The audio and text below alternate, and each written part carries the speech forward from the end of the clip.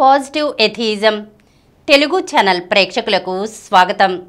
మనం గోరా నాస్తికుని జీవితం అనే పుస్తకంలో నుండి గోరా గారికి సంబంధించిన విషయాలను గురించి తెలుసుకుంటున్నాం కదా. ఈరోజు ఎపిసోడ్లో మరికొన్ని విషయాలను తెలుసుకుందాం. భగవన్ మహిమ ప్రత్యక్షంగా కనబడుట. కొట్టాకులంలో సుదల ముత్తుపిళ్ళే కుమారుడు సుబ్బయ్య పిళ్ళే వయసు 35 ఏళ్ళు. అతడు 10 ఏళ్ల నుంచి అతి తీవ్రమైన దారుణ వ్యాధి వల్ల చాలా బాధపడుతూ ఉన్నాడు. ఎంతమంది ఘన వైద్యులు చికిత్స చేసినా ఈ వ్యాధి కుదరలేదు. ఇది కుదరదని వైద్యులందరూ చెప్పేశారు. వెంటనే నా జబ్బు పూర్తిగా కుదిరితే నేను 40 రోజులు నిరాహార వ్రతం చేస్తాను, నా నాలుకను కోసి నీకు అర్పిస్తాను అని ఇతడు టెంకాసికి దగ్గరగా ఉన్న తిరుమలలో వేంచేసి ఉన్న సుబ్రహ్మణ్య స్వామికి మొక్కుకున్నాడు. అలాగ మొక్కుకున్న తర్వాత కొద్ది రోజుల్లోనే సుబ్బయ్య పిళ్ళే జబ్బు పూర్తిగా కుదిరింది. అందువల్ల ఈ నెల 10వ తేదీ శుక్రవారం నాడు ఇతడు మొక్కులు చెల్లించడానికి కొత్తాకుళం నుంచి తిరుమల వెళ్ళాడు. జబ్బు కుదరగానే నిరాహార దీక్ష కూడా ప్రారంభించాడు. 10వ తేదీ శుక్రవారం సాయంత్రం 5 గంటలకు సుబ్రహ్మణ్య స్వామి దేవాలయంలో స్వామి ఎదుట తన నాలుక కొసను 2 అంగుళాలు కొలతగల ముక్కను కోసి స్వామి ఎదుట సమర్పించాడు. ఈ అద్భుత వార్త విని చాలామంది ప్రజలు ఇదివరకే అక్కడికి వచ్చారు. ఆ దేవాలయం సూపరింటెండెంట్ కె చిదంబరం పిళ్ళే, ఎలంజీ గ్రామ వాస్తవ్యులైన ఐవి పిచ్చయ్య పిళ్ళే మరి అనేక మంది చూస్తూ ఉండగానే ఇతను నాలుక కోసి సమర్పించాడు. అలాగ కోసిన ముక్క మీద సంతతధారగా నీళ్లు పోసేందుకు అక్కడ ఉన్న పెద్దలు ఏర్పాటు చేశారు. అంటే దానిమీద ఒక ముక్కాలు పీట పెట్టి దానిమీద ఒక సన్న రంధ్రం గల బేసిను ఉంచారు. దాని నిండా నీళ్లు పోశారు. ఆ సన్న రంధ్రం గుండా నీళ్లు సంతతధారగా ఆ నాలుక ముక్క మీద పడుతూ ఉన్నాయి. ఆ ముక్క క్రమక్రమంగా కరిగిపోతూ ఉండడం అందరూ చూశారు. అది కరుగుతూ ఉంటే సుబ్బయ్య పిళ్ళే నాలుక కొస కూడా క్రమంగా పెరుగుతూ వచ్చింది. ఆ రాత్రి 8 గంటలయ్యేసరికి సుబ్బయ్య పిళ్ళే గారి నాలుక పూర్తిగా మొలిచింది. ఆయన బాగా మాట్లాడగలిగారు, బాగా భోజనం చేస్తున్నారు. ఈ విధంగా ఈ కలియుగంలో కూడా సుబ్రహ్మణ్య స్వామి భక్తవాత్సల్యం వల్ల తన అద్భుత మహిమను లోకానికి ప్రత్యక్షంగా వెల్లడి చేశారు. ఈ వార్త చదివిన గోరా టెంకాసిలోని ప్రభుత్వ వైద్యునికి ఈ వార్త యొక్క నిజానిజాలు తెలపవలసిందిగా కోరుతూ ఒక ఉత్తరం రాశారు. ఆయన నుంచి గోరాకి ఈ క్రింది జాబు వచ్చింది. Tenkasi SK Ramaswamy MBBS, civil assistant surgeon. Arya, మీ ఉత్తరం అందింది. మీరు వ్రాసిన విషయమై విచారించగా ఈ క్రింది సమాచారం లభించింది. నాలుకకు సంబంధించిన జబ్బుతో బాధపడుతున్న ఒక రోగి తిరుమల దేవస్థానానికి వచ్చాడట. ఒకనాటి రాత్రి కలలో తనకు దేవుడు కనిపించి తన నాలుకలో కొంత భాగాన్ని కోసి సమర్పిస్తే జబ్బు కుదరగలదని చెప్పాడని అన్నాడు.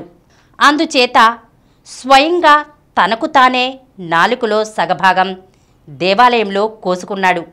అతను తన నాలుక కోసుకుంటూ ఉండగా కొంతమంది పిల్లలు చూచారట. సాయంత్రం అతను వెళ్ళిపోయాడు. అతను నాలుక కోసుకున్న తర్వాత ఎవరూ అతనిని చూడలేదు. అందుచేత దీని సంబంధమైన మిగతా విషయం గురించి నాకు విశ్వసనీయమైన సమాచారం లభించలేదు. దేవస్థానం ఎగ్జిక్యూటివ్ ఆఫీసర్ను కూడా విచారించాను. ఈ విషయమై తనకు ఏమీ తెలియదన్నారు ఆయన. ఆ వ్యక్తి చికిత్స నిమిత్తం ఆసుపత్రికి కూడా పోలేదు. పై సమాచారం కంటే మించి ఏమీ నాకు తెలియలేదు. నాకింకా వివరాలు ఏమైనా తెలిస్తే తప్పక వ్రాస్తాను. మీ విశ్వాసపాత్రుడు ఎస్కే రామస్వామి అని రాశారు. యథార్థానికి పత్రికలో వచ్చిన దానికి ఏమీ సంబంధం లేదనే విషయం పై ఉత్తరం వల్ల స్పష్టమైంది. దేవస్థానం నిర్వహణాధికారికే ఏమీ తెలియదు. పత్రికలలో వార్త మాత్రం మహత్యమేదో జరిగినట్లు వచ్చింది. ఇలాగే నిర్ధారణ చేసుకుంటే మహత్యాల నిజానిజాలు బయటపడతాయి. ఆ రోజుల్లో హరినాథ బాబా ప్రచారం ఎక్కువగా ఉండేది. భజన చేస్తూ ఉంటే పటంలో నుంచి చెయ్యి జాపి వెన్న తీసుకుంటాడని, వెన్న చేతి వ్రేళ్లతో తీసుకున్న గుర్తు మిగిలిన వెన్నముద్ద మీద పడి ఉంటుందని ప్రతీతి. అందరూ ఈ విషయమై గోరాని ప్రశ్నిస్తూ ఉండేవారు. అందుచేత ఆయన దీని గురించి తేల్చుకుందామని హరినాథ్ బాబా భజనలు చేసేవారిని వెళ్ళి అడిగారు తనకు చూపించమని. నిర్ధారణ కొరకు గోరా బయలుదేరేసరికి ఎక్కడికక్కడే మా వద్ద కాదు, ఫలానా చోట జరుగుతోంది అని చెప్పారు. అలా చెప్పిన ప్రతి చోటకు దూర ప్రదేశాలు కూడా వెళ్ళారు. కానీ ఎవరూ మా వద్ద జరుగుతోందని అనలేదు. చివరకు అమలాపురం తాలూకా పుల్లేటికుర్రు గ్రామంలో జరుగుతోందంటే అక్కడకు వెళ్ళారు.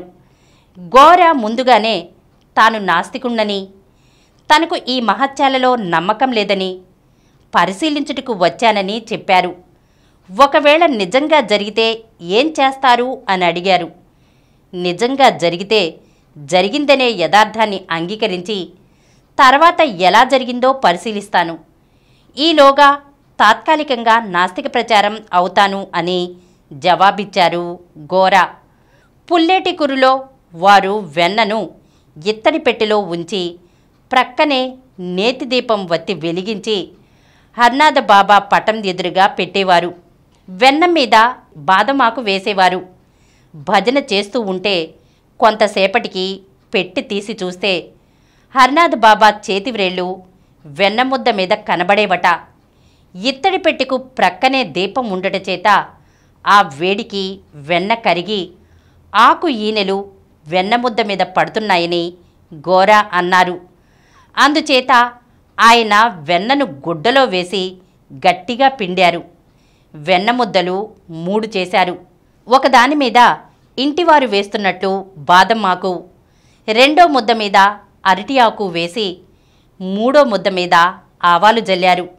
దీపాన్ని కొంచెం దూరంగా పెట్టించారు.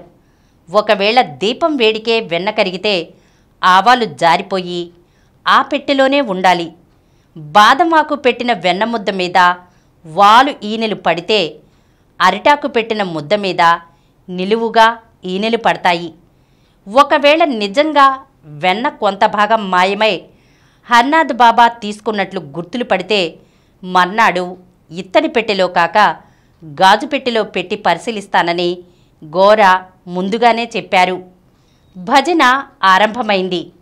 ఆయన అక్కడే కూర్చుని రెప్పవాల్చకుండా వెన్న ఉంచిన పెట్టెవైపే చూస్తున్నారు. 2 గంటలు భజన చేసి పెట్టి తీసి చూస్తే ఏమీ మార్పు లేదు. తర్వాత మరొక గంట భజన చేసి చూశారు. 3 గంటల భజన అనంతరం కూడా ఏమీ మార్పు లేదు. పెట్టిన వెన్న ముద్దలు పెట్టినట్లే ఉన్నాయి. ఏమీ జరగలేదు. చివరకు వారు తేల్చినది గోరా నాస్తికులు కనుక, నమ్మలేదు కనుక మహత్యం జరగలేదని. యథార్థం అయితే నమ్మకం ఉన్నా జరగాలి, నమ్మకం లేకపోయినా జరగాలి. నమ్మకం ఉంటేనే జరుగుతుందంటే అందులో ఏదో రహస్యం ఉందన్నమాట. ఈరోజు మనం గోరా గారికి సంబంధించిన కొన్ని విషయాలను గురించి తెలుసుకున్నాం కదా. వచ్చే ఎపిసోడ్లో మరికొన్ని విషయాలతో కలుద్దాం.